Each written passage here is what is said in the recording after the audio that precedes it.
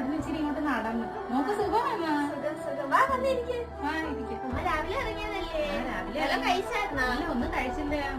ചായ ഇട്ട് ഇത് അമ്മ ഇന്നലെ രാത്രി ഇരുന്ന് ഉണ്ടാക്കിയത് ഉണ്ണിയപ്പവും അച്ചപ്പവും ഒക്കെ. നമ്മൾ കഴിക്കാൻ അവന് കഴിക്കാം. ചായ ഇട്ടോണ്ട് വരാം ഞാൻ.